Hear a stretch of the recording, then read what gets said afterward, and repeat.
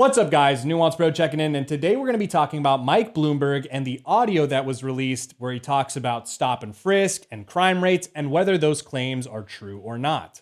But before we start, please go to nuancebro.com/join. This channel does have a 96% impression disadvantage, which means YouTube tries to stop the channel from getting new subscribers and things like that. So your support really does help a lot. So a few days ago, a political commentator on Twitter who has his own podcast, Benjamin Dixon, came out and released audio that was out there before but hadn't really been publicized of Mike Bloomberg talking about his beliefs on stop and frisk.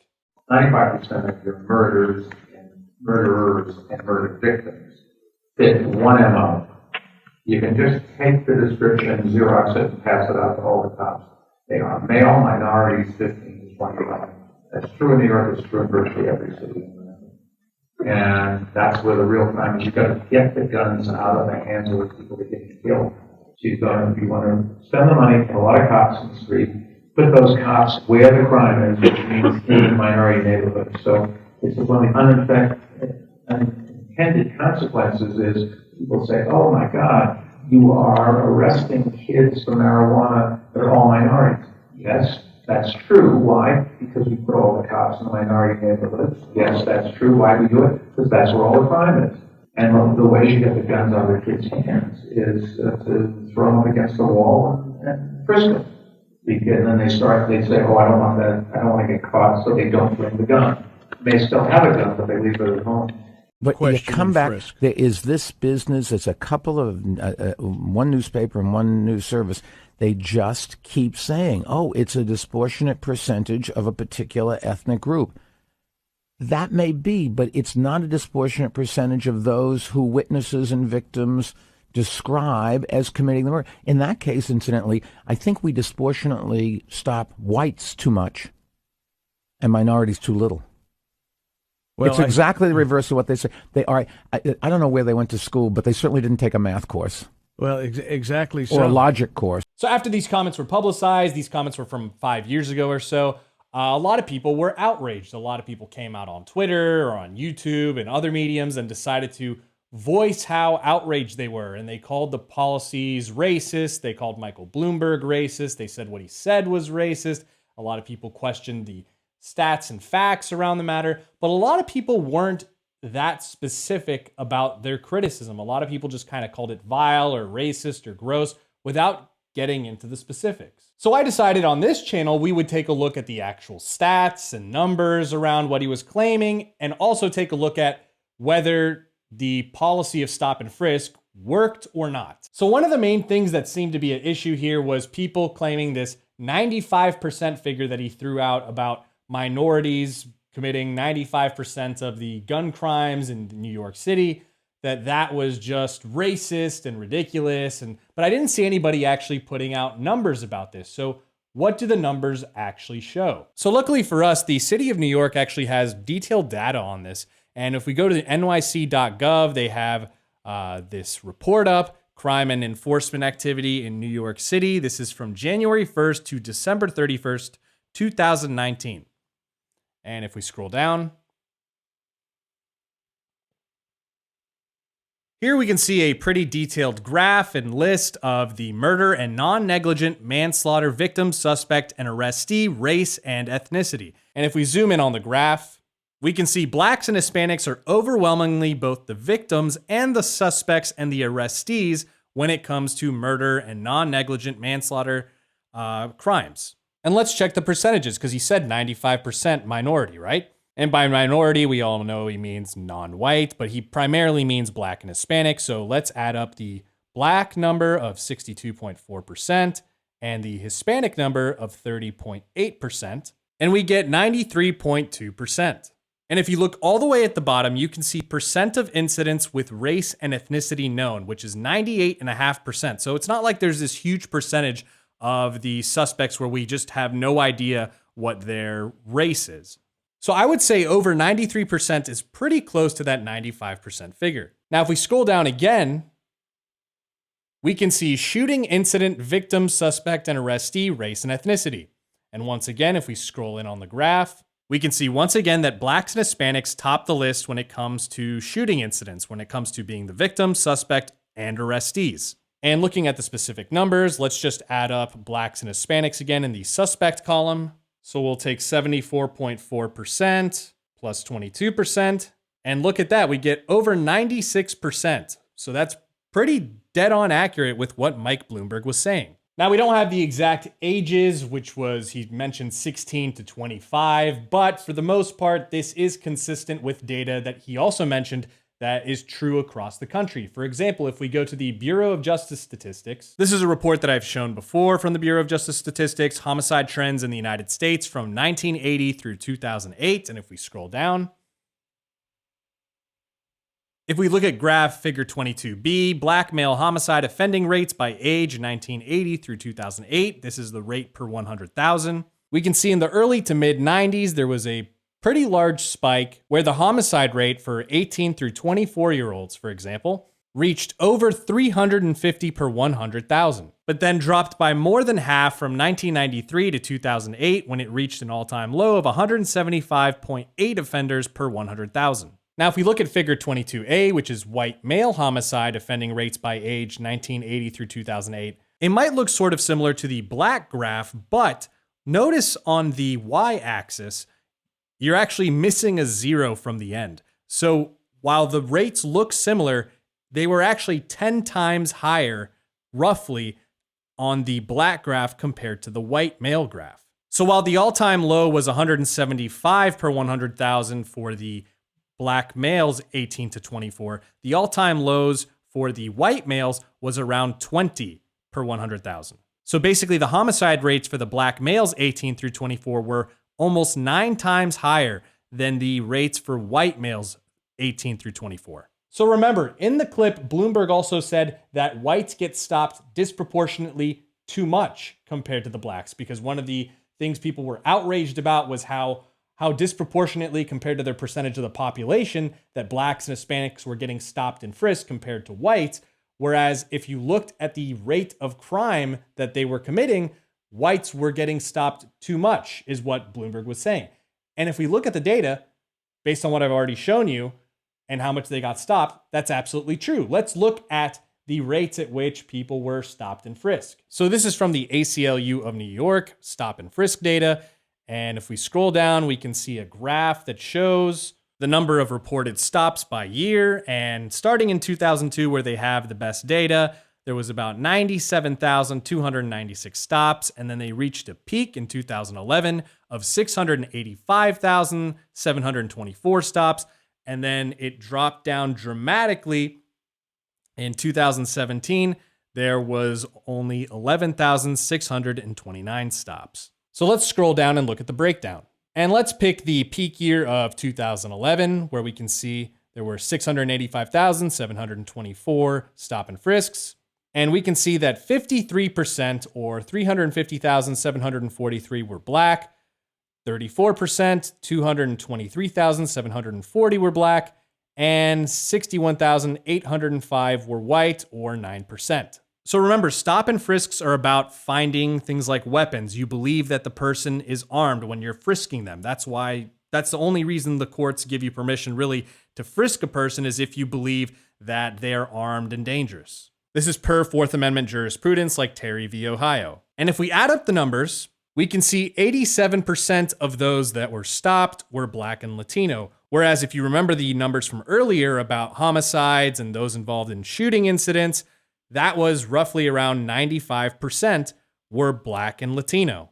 And only 2.5% to 3% of those involved in homicide, murder, or shooting incidents were white. So in this instance, you have 9% that were white. So they're being targeted 3 times higher than their proportion of those who actually commit the crimes. So once again, Bloomberg was correct here. Now, of course, once this was all publicized and the media was talking about it, Bloomberg decided to put out a statement, and his statement says this. So this is from Mike Bloomberg's campaign site, and it says, "Statement from Mike Bloomberg," and it says, "President Trump's deleted tweet is the latest example of his endless efforts to divide Americans. I inherited the police practice of stop and frisk, and as part of our effort to stop gun violence, it was overused. By the time I left office, I cut it back by 95%. But I should have done it faster and sooner. I regret that, and I have apologized. And I have taken responsibility for taking too long to understand the impact it had on Black and Latino communities. He was also asked about this question in person, and he responded in the following fashion. Mr. Mayor, why did you say what you said in that 2015 speech?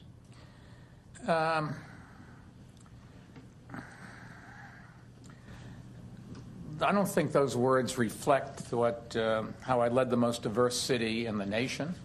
And I apologized for the practice and the pain that it caused. So you can see just by looking at the way he responded to that he doesn't really believe what he's saying. You can tell he still supports the idea of things like stop and frisk, and he believes that it helped the community and lowered crime rates and all that sort of stuff. But he knows that this is the answer he has to give if he wants to win over the votes, and because his Black support is actually increasing recently, so he wants to maintain that so that he can win or whatever. He also mentions how, oh, this was 5 years ago, but we also know that he gave statements as recently as last year where he was still supporting his stop and frisk policy. As we can see here on CNN, this was January 22nd, 2019, so just last year.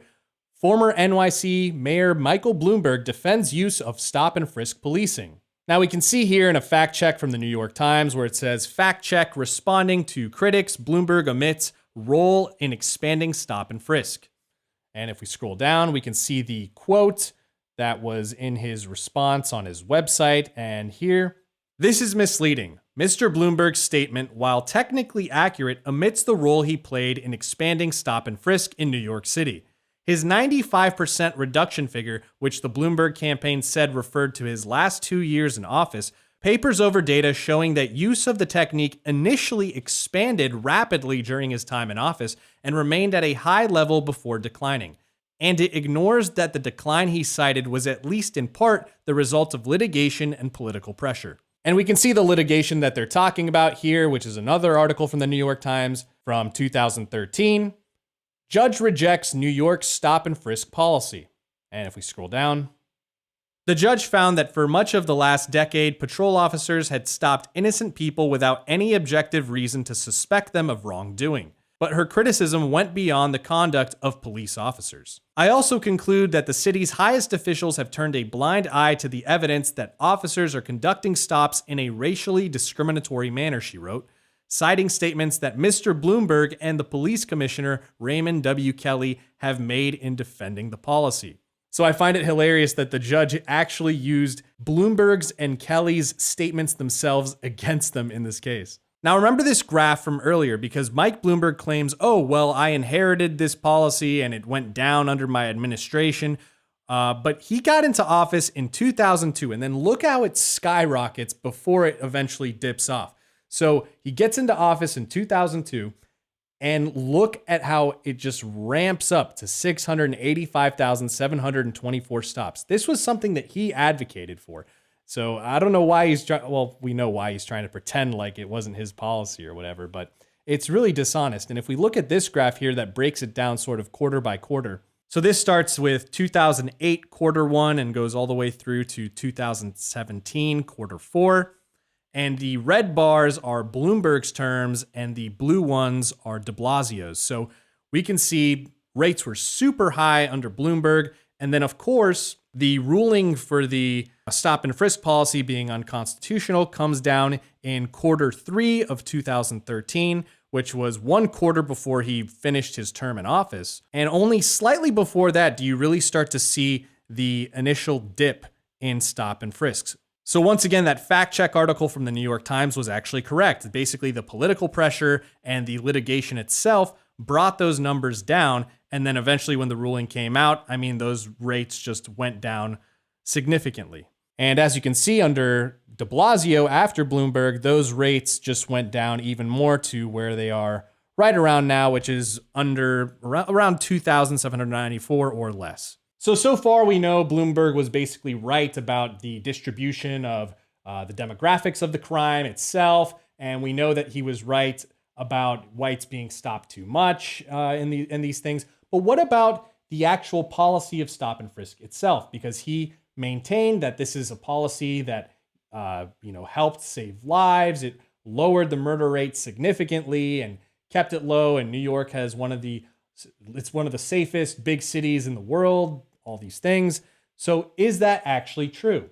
Well, it doesn't look like it. So let's take a look at some of the data. So here we have a graph of murders in New York City by year, and we can see there was that giant uptick in the 1990s. And this is around where they started doing stop and frisk as a policy. And you can see right after 1990, the rates just dramatically go down, and they continue to go down. And of course, we know that Bloomberg became the mayor in 2002, and the rates continued to go down from there. So you might say, well, look at that. 1990, it spiked, they did stop and frisk, and then look at that decline, and it just kept going down and down and down. So doesn't that show that stop and frisk worked? Well, not exactly. First of all, this graph obviously shows total number of murders in New York City by year. So this isn't even like a per capita thing, but it's okay. The population of New York hasn't changed that significantly, even since 1990, but it doesn't really matter that much. But let's go to a graph of the murder rate in the United States per 100,000. Now here, once again, we can see this is nationwide. There was a spike in 1990. And of course, after that, we see the rates also drop dramatically down. And they continue to go down. And there was a bit of a little spike, it looks like, around 2014, 2015 or so. Actually, 2015, I believe. And then if you look, the more recent data actually has it going down even further. So we are in the safest times we've pretty much ever been in. But let's go back to this New York City graph, because remember, they dropped the number of stop and frisks significantly from 2011, where it reached its peak, to the modern day where there's barely any compared to what they used to do. I mean, it's dropped by like 99%. Yet now we are in the safest time pretty much in New York history. So how does that make sense? If stop and frisk was essential to lowering the crime rates, once it disappeared by like 99%, shouldn't you have seen a giant increase in the murders and homicides in New York City? Well, that didn't happen. Now, here's another graph that can really help you understand how this didn't really do much as a policy. We have figure 3, summonses, misdemeanor arrests, stop and frisks, and felony arrests since 1993. So we can see this yellow line here is felony arrests, and then we have like this dark blue line, misdemeanor arrests, and we have summonses in the black or gray line, and we have the red line of stop and frisks. Now we can see the felony arrests rate kind of stays fairly flat. In fact, it actually goes down as stop and frisks continue to vary drastically. And you can see when stop and frisks reach their peak in 2011, you actually have felony arrests going down and you have summonses going down. So most of the people that are being stop and frisked are totally innocent. Nothing's really happening to them. They're not going to jail, and these are just innocent people being stopped who don't have weapons or anything on them. In fact, as we can see here from an article in 538, it takes a lot of stop and frisks to find one gun. And if we scroll down, beginning in 2007, the New York Civil Liberties Union, NYCLU, filed a series of Freedom of Information Act requests to get the NYPD's data on its stop and frisk encounters. And what was found? In 2012, the NYPD made more than 532,000 stops, each of which could progress to a frisk or to a full search. The police found guns only 715 times. In other words, guns were found during 0.1% of stops. Put another way, 99.9% of stops did not result in police finding a gun. Also, keep in mind that a lot of the murders and homicides happen in very specific neighborhoods in places like New York City. It's obviously not a phenomena that's spread out equally throughout the city. There's certain boroughs and neighborhoods that are oftentimes very small that commit the vast majority of the homicide and crime. Now take a look at this video. Each year across New York City, the police make about 7 stops for every 100 residents.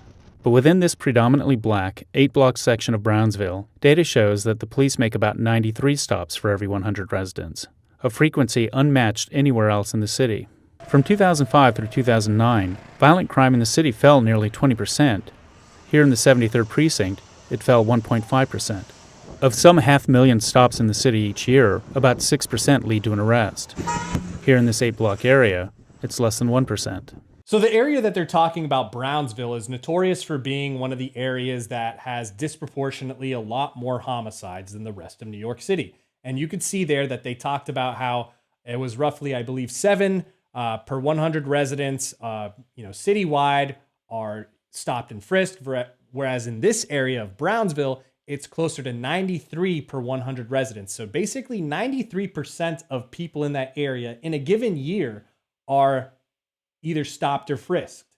So you have basically all the residents almost of that area being stopped and frisked, almost all being treated effectively as criminals. Yet despite experiencing a higher rate of stop and frisks in that Brownsville area, that area experienced a much smaller decrease in crime compared to the rest of New York City, which had a rate far less when it comes to stop and frisk. But I also want to be clear here about what we're talking about when we mention stop and frisk, because I'm not talking about all instances where a cop stops you and then you get frisked, in a sort of Terry stop situation.